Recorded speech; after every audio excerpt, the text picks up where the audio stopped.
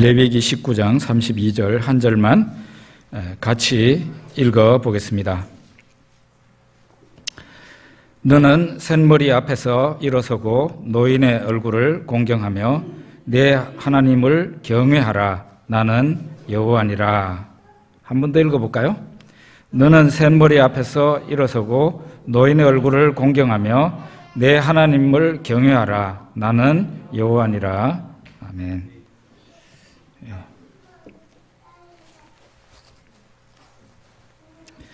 한 10여 년 전에 울산에서 있었던 아름다운 이야기입니다. 바로 남기정 씨라는 사람의 이야기인데요. 이분은 간질환을 앓고 있는 모친이 있었습니다. 그 모친이 병원에서 치료를 받다가 이제 병원에서 간 이식 수술을 받지 않으면 소생할 수 없다, 그런 말을 듣게 됩니다. 남기정 씨라는 분에게 형이 있었는데 이 형은 모친과 혈액형이 일치되지 않았습니다. 그래서 할 수 없이 남기정 씨가 이제 간을 어머니한테 떼드려야 되는데 병원에 가서 검사를 했더니 이 사람이 과체중인데다가 지방간까지 있어서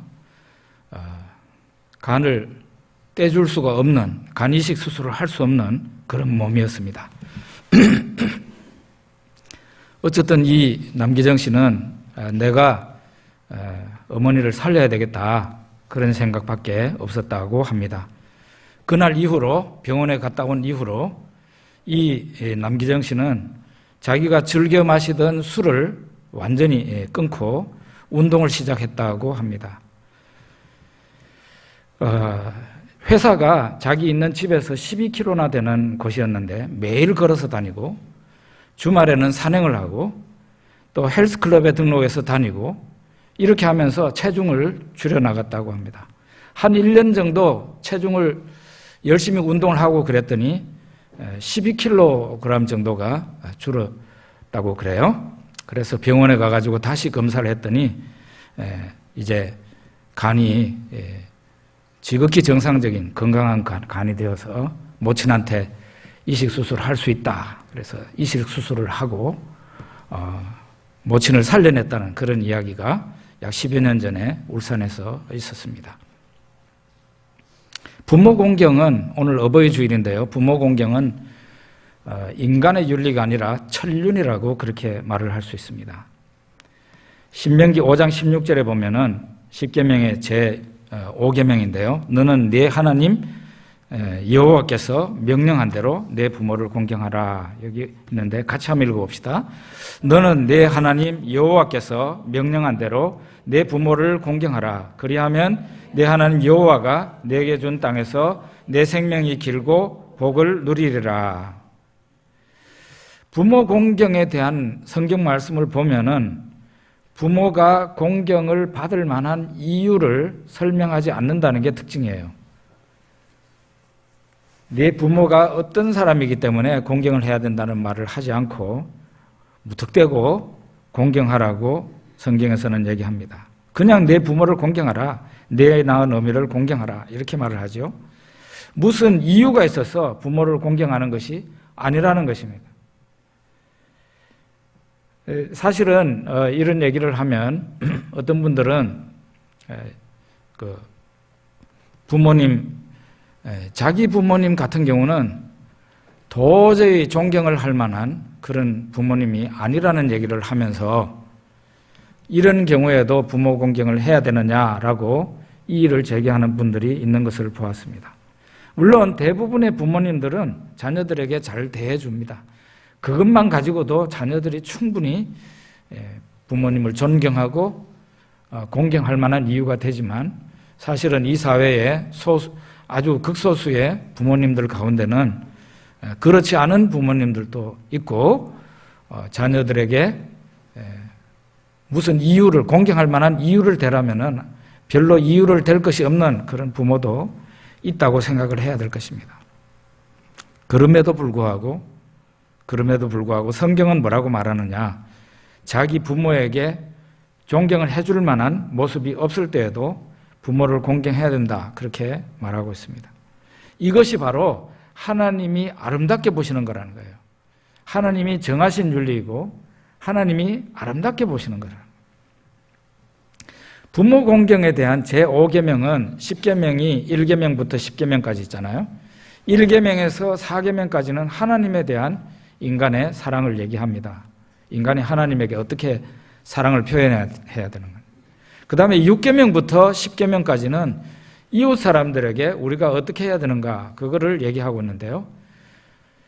그 중간에 위치하고 있는 게 바로 제5계명, 부모 공경에 대한 그런 계명입니다. 하나님과 이웃 사람 중간에 위치하고 있는 계명이 바로 부모에 대한 계명이니까 굉장히 중요한 그런 의미를 가지고 있다, 그렇게 말을 할 수 있습니다. 여러분은 성경 읽다가 깜짝 놀란 적이 없는지 모르겠습니다만 저는 세상에 이렇게까지 심하게 얘기를 해야 되나라는 그런 부분이 있었는데요. 잠언서에 있는 말씀도 있고 여러 군데 그런 말씀이 있는데, 아비를 조롱하며 어미 순종하기를 싫어하는 자의 눈은 골짜기의 까마귀에게 쪼이고 독수리 새끼에게 먹히리라. 뭐 이런 종류의 말씀인데, 뭐 이렇게까지 심하게 얘기해야 되나 하는 그런, 이거는 너무 과한 것 같은데 그런 생각을 하면서 읽었던 그런 성경책입니다. 부모 공경하지 않는 사람은 저주를 받게 된다는 얘기죠. 말하자면 집에서 죽으면 새가 와서 눈을 파먹을 일은 없습니다. 그런데 바깥에서 비명 행사한다는 얘기고, 그런 사람들의 죽음은 축복을 받지 못하는 죽음이 된다, 그런 얘기를 합니다. 그만큼 이런 성경이 있을 만큼 부모 공경이라는 것은 절대적인 것이고 하나님 말씀은 여기에 대해서 굉장히 엄중하다 하는 것을 우리가 알고 있어야 될 것 같습니다.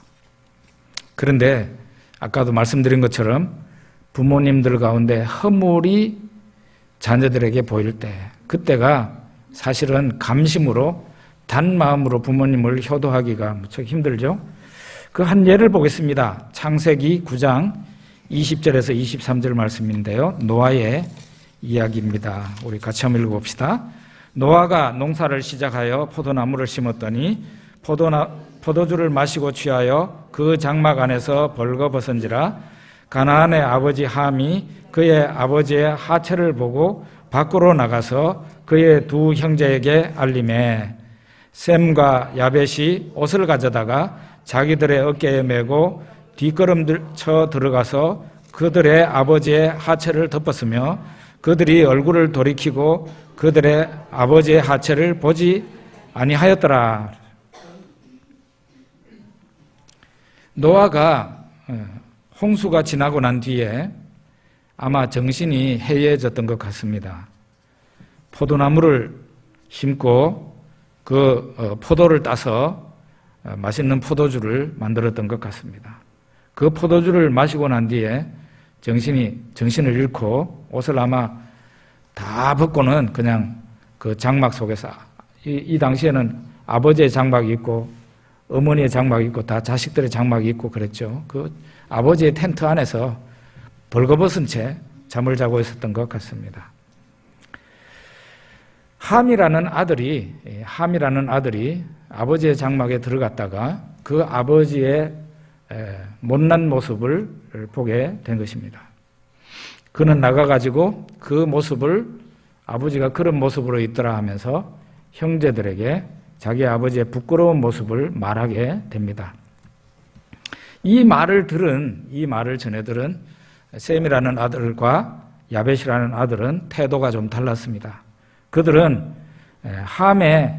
함이라는 아들의 말을 듣고 자기 아버지 옷을 가져가지고 어깨에 메고 아버지의 텐트로 들어가는데, 바로 보면은 자기들도 아버지의 벗은 모습을 볼 것이기 때문에 그렇게 하지 않고 뒤로 해가지고 들어갔는데, 뒷걸음질 쳐서 들어가서 아버지의 벗은 몸을 살짝 덮어드리고 그렇게 나왔습니다.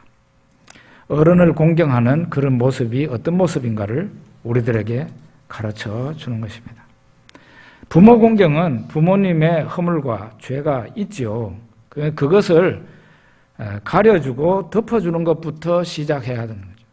부모님이 혹시 자식한테 잘못한 것이 있었다 할지라도 그것을 용서하는 것부터, 그리고 그 허물을 말하지 않고 덮어주는 것부터 부모 공경이 시작이 된다는 거예요. 이것은 소극적인 것입니다.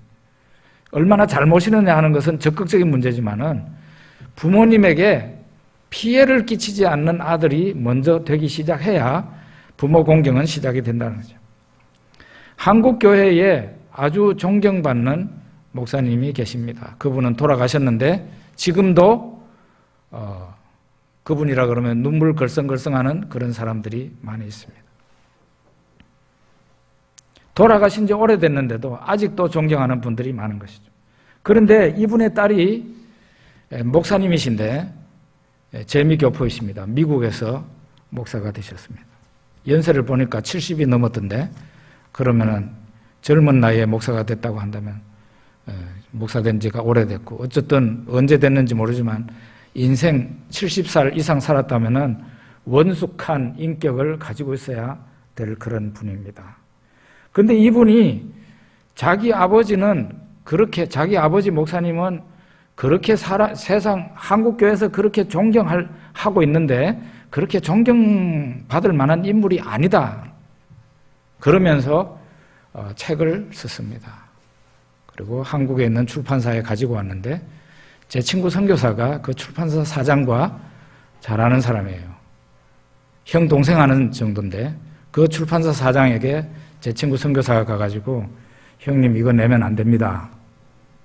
덕이 안 됩니다 하고 얘기를 했어요. 그런데 그 출판사 사장은 이런 것도 내야 된다 해가지고 그 책을 출판하고 말았습니다. 대단한 이슈가 되었던 책인데요. 뭐 그래가지고 그 출판사에서는 좀 덕을 받겠죠.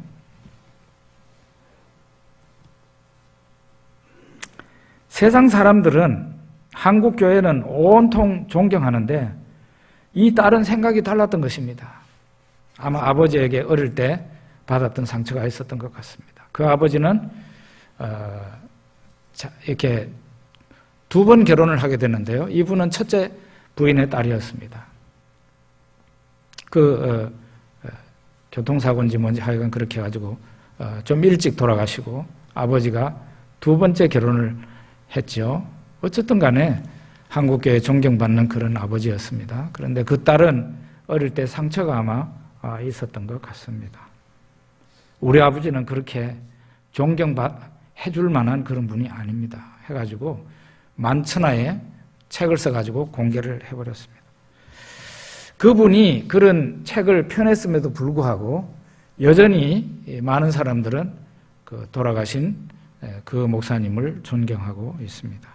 인간의 한계라는 것을 우리가 인정하는 것이죠.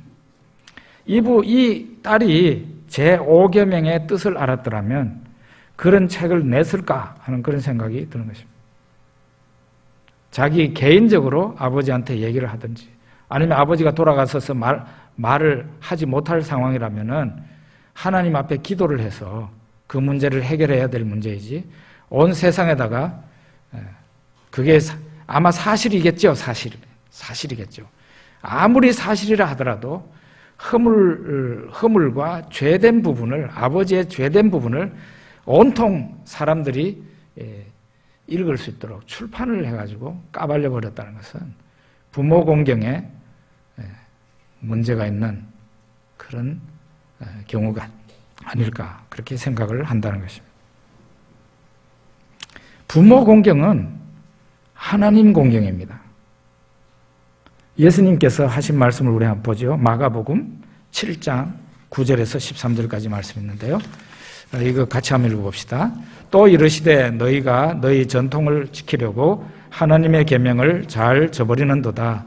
모세는 네 부모를 공경하라 하고 또 아버지나 어머니를 모욕하는 자는 죽임을 당하리라 하였거늘 너희는 이르되 사람이 아버지에게나 어머니에게나 말하기를 내가 드려 유익하게 할 것이 고르반 곧 하나님께 드림이 되었다고 하기만 하면 그만이라 하고 자기 아버지나 어머니에게 다시 아무것도 하여 드리기를 허락하지 아니하여 너희가 전한 전통으로 하나님의 말씀을 폐하며 또 이 같은 일을 많이 행하느니라 하시고.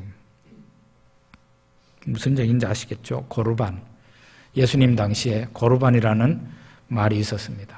일종의 선언이죠. 고르반 그러면은 내가 부모님한테 드려서 효도해야 될 것을 부모님 대신에 더 좋은데 하나님 앞에 갖다 바쳤다, 그런 뜻입니다.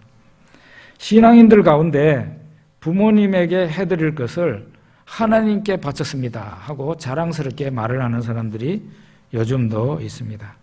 정통교회는 그래도 신앙이 이렇게 균형이 맞아 있는데 이단 종파라고, 사이비 이단이라고 소문이 나 있는데 가서 보면은 대체로 그 사람들의 열심이 너무 과도해서 그들의 교리가 틀린 것은 물론이지만 그들의 종교 행태 자체가 균형을 잃어서 가정은 사정없이 깨지는데도 종교 생활에만 몰두하고 있는 그런 사람들을 볼 수 있습니다.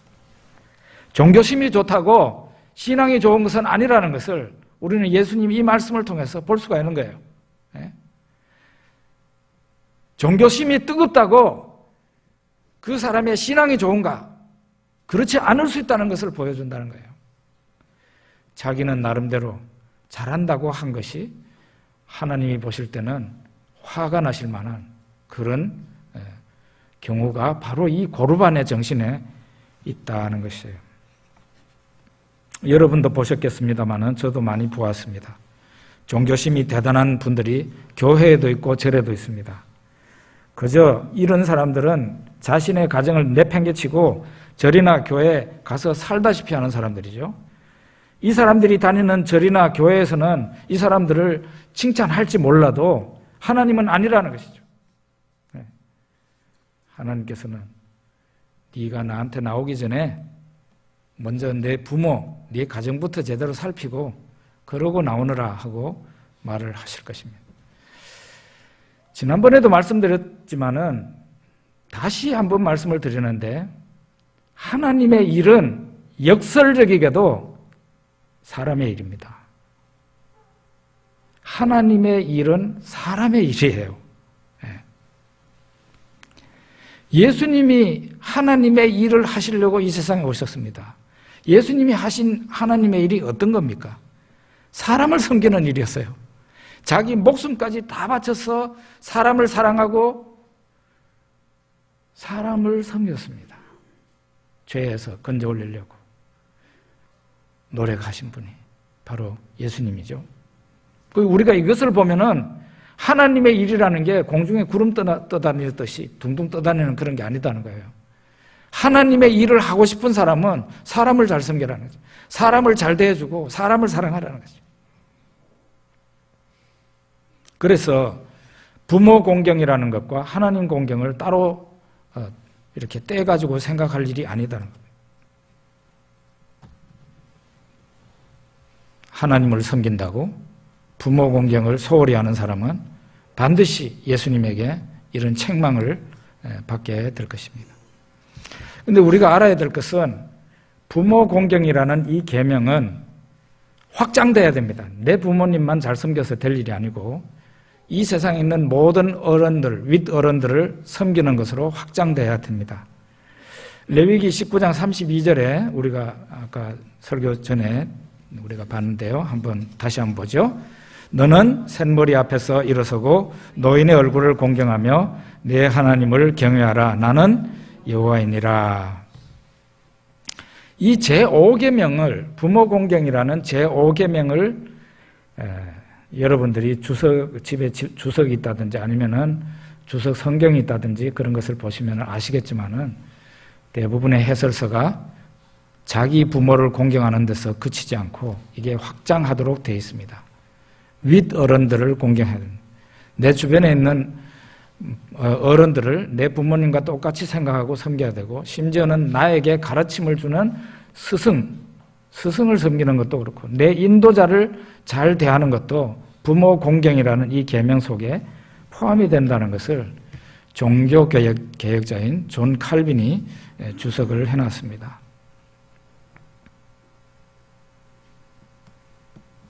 노인이 무거운 짐을 지고 무거운 짐을 들고 저 앞에 가고 있습니다. 집에서 제대로 교육받은 자녀는 얼른 쫓아가가지고 그 노인의 짐을 들어줍니다. 노인이 불편한 몸으로 차에 올라옵니다. 집에서 제대로 교육받은 자녀는 얼른 일어나가지고 자리를 어른한테 양보를 하죠. 그런데 제대로 교육받지 못한 자녀는 살며시 눈을 자고 있다가 살며시 눈을 떠보고 자기 앞에 노인이 있으면 그냥 눈을 뜨지도 안 하고 자는 척하면서 계속 가지요. 교육받지 못한 사람이에요. 연로한 사람, 몸이 불편한 사람, 무거운 짐을 들고 가는 사람, 가난한 사람을 도와주는 그 사람이, 그런 사람이 하나님의 축복을 받도록 되어 있다는 것이에요. 제5계명은 그것을 얘기하고 있는 겁니다. 그래서 부모 공경에는 약속이 있어요. 하나님의 약속이 있어요. 다른 계명에는 이 약속이 있는 경우가 없죠. 제2계명에 보면은 약속이 있긴 한데요. 하나님을 잘 섬기고 하는 우상숭배하지 않는 사람에게 1000배까지 은혜를 베푼다고 나와 있죠. 약속이 있죠. 제5계명에도 이런 약속이 있는데 세상에서 잘되고 장수하게 된다는 그 귀한 약속이 우리들에게 주어져 있습니다. 에베소서 6장 2절 3절 한번 봅시다. 내 아버지와 어머니를 공경하라. 이것은 약속이 있는 첫 계명이니 이로써 내가 잘되고 땅에서 장수하리라. 이로써 내가 잘되고 땅에서 장수하리라. 왜 이렇게 약속까지 하나님께서 덧붙여서 부모를 공경하라고 했겠습니까? 이건 상이거든요. 상을 걸어놓고 부모 공경 잘해 하고 하나님께서 말씀하시는데 왜 그렇게 하는 거예요? 권장하기 위해서 그러는 거예요. 잘하도록 하기 위해서. 학교에서 공부 잘하는 학생들한테 상을 줍니다. 왜 상을 줍니까? 공부 열심히 하도록 하기 위해서 그렇게 하는 것이죠. 하나님께서 부모 공경 잘하라고 상을 걸어놓고 있는 거예요. 잘되고 모든 일에 형통한다는 것이죠. 그리고 장수한다 그랬어요. 이 장수의 축복은 너도 노인이 되었을 때 건강하게 오래 산다 그런 얘기잖아요. 그죠? 그래서 우리는 부모 공경 그리고 윗어른을 공경하는 이 계명을 잘 준수함으로써 하나님을 감동시키고 하나님께로부터 이런 복을 하사받을 수 있는 그런 사람들이 다 돼야 됩니다. 우리 성안교회 성도님들 특별히 그렇게 되길 바랍니다. 큰 소리로 아멘 하세요. 마지못해 하지 마시고 그냥 떡이나 밥을 탁 내놓으면 그냥 냉큼 받아 먹어야지 안 먹을 것처럼 그렇게 폼재지 말아라 말이에요. 여호수아에 대해서 여호수아라는 사람에 대해서 우리가 반드시 알아야 될 5가지 이야기가 있다는 겁니다. 첫째로는 그는 출애굽하기 전에 이집트에서 이집트 사람의 노예였습니다. 두 번째, 이 여호수아는 출애굽 현장에 있었던 사람이에요. 세 번째로는 여호수아는 자기 민족과 함께 출애굽한 자기 민족과 함께 40년 동안 광야를 맴돌았던 그런 사람입니다. 네 번째, 5번째가 중요한데요. 여호수아는 그런데 젊어서부터 모세를 섬기는 일을 하였습니다. 그리고 5번째, 여호수아는 훗날 모세를 이어서 지도자가 되어서 이스라엘 백성을 약속의 땅으로 인도하는 그런 사람이 되었습니다. 이것은 어떻게 보면은 스승인 모세보다도 더 큰 축복을 받은 건데 모세는 가나안 땅에 들어가기를 그렇게 열망했지만 못 들어갔죠. 그러나 이 복이 여호수아에게 주어졌다는 거죠. 제가 어떤 글을 봤는데 여호수아가 받은 복은 바로 웃사람을 잘 공경했기 때문에 잘 섬겼기 때문에 하나님께서 그에게 주신 복이었다. 그렇게 얘기를 합니다. 여러분이나 저나 다 연령의 차이가 있습니다. 이제 우리들에게도 자식이 있는 경우도 있고 없는 경우도 있고 이제는 또 할머니 할아버지들도 여기에 계십니다. 윗사람을 공경해야 된다. 부모를 공경해야 된다는 것은 하나님의 천륜입니다. 이게 사람 사이에서 있는 계약이 아니라는 겁니다. 하나님께서 사람을 지으시고 자녀들이 부모를 공경하는 그 모습을 아름다운 모습이라고 하나님께서 규정하시고 그렇게 하면은 내가 너희들에게 땅에서 잘되고 장수하는 복을 주겠다. 그렇게까지 말씀하시면서 부모 공경을 장려하고 계시는 겁니다. 자녀들아 주 안에서 너희 부모에게 순종하라. 이것이 옳으니라. 네 아버지와 어머니를 공경하라. 이것은 약속이 있는 첫 계명이니 이로써 네가 잘되고 땅에서 장수하리라. 여러분과 제가 이 어버이 주일에 특별히 이런 부분을 명심했으면 합니다. 우리 기도하겠습니다.